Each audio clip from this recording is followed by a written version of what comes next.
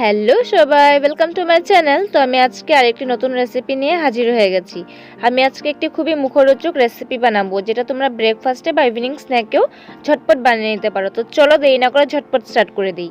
তো সর্বপ্রথম এখানে আমি 4টে বয়েল আলু নিয়ে নিয়েছি। আলুগুলোকে আমি ভালো করে ম্যাশ করে নিয়েছি হাতের সাহায্যে। তারপরে এখানে আমি দিয়ে দিচ্ছি হলো টেস্ট মতো নুন, অল্প জিরে গুঁড়ো, অল্প গরম মশলা, অল্প চাট মশলা, অল্প কাশ্মীরি লাল লঙ্কা, অল্প আদা গ্রেট করা, আর দিয়েছি হলো একটা কাঁচা লঙ্কা সরু সরু করে কেটে।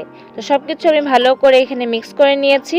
তো আমার এখানে স্টাফিংটা রেডি হয়ে গেছে। এখন আমি একটা ময়দা দিয়ে ঘোল বানিয়ে নেব পাতলা করে।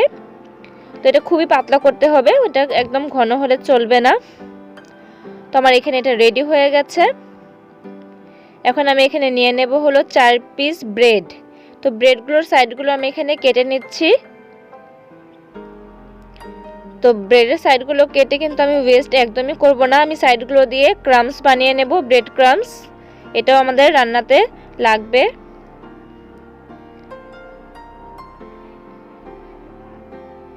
তো আমি এখানে ব্রেড ক্রাম্বসটা তৈরি করে নেব। আর এখানে আমি যে ব্রেডগুলো ছিল, ব্রেডগুলো আমি অল্প এটাকে রোলার দিয়ে বেলে নেব, যাতে এগুলো পাতলা হয়ে যায় অল্প। তো আমি এখন যে স্টাফিংটা তৈরি করেছিলাম, স্টাফিংয়ের আমি একটা শেপ দিয়ে নেব লম্বা লম্বা করে কাবাবের মতো। তারপরে আমি ব্রেডের ভিতরে এটা ঢুকিয়ে ব্রেডটাকে একদম রোল করে নেব। তো দেখতেই পাচ্ছ আমি এভাবে রোল করে নিয়েছি। রোল করে এখানে যে আমি ব্যাটারটা বানিয়েছিলাম ময়দা দিয়ে, ওইটাতে আমি অল্প ডিপ করে নেব। তারপরে যে ব্রেড ক্রাম্বসটা আমি বানিয়েছিলাম, ওই ব্রেড ক্রাম্বসটাতে আমি অল্প এটাকে মেখে নেব। তো আমি এখানে এক এক করে সবগুলো বানিয়ে নিয়েছিলাম। এখন আমি ভেজে নেব। তো আমি কড়াইটা বসিয়ে দিয়েছি, আর কড়াইটা যখন গরম হয়ে গেছে এখানে আমি রিফাইন তেল দিয়ে দিয়েছি। তারপর এখানে আমি ব্রেড রোলগুলো দিয়ে দিচ্ছি। তো একটা সাইডে আমি প্রায় 3 থেকে 4 মিনিট ভেজে নিয়েছিলাম। তো দেখতেই পাচ্ছ আমার এটা তৈরি হয়ে গেছে। কি সুন্দর কালার এসেছিল, একদম দোকানের টেস্টকেও হার মানাবে এরকম টেস্ট হয়েছিল। তো এইভাবেই আমি বাকিগুলো ভেজে নিয়েছিলাম।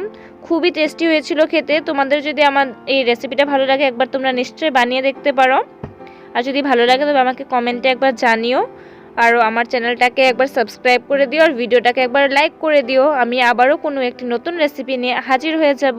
তখন পর্যন্ত টাটা, bye bye, and thank you.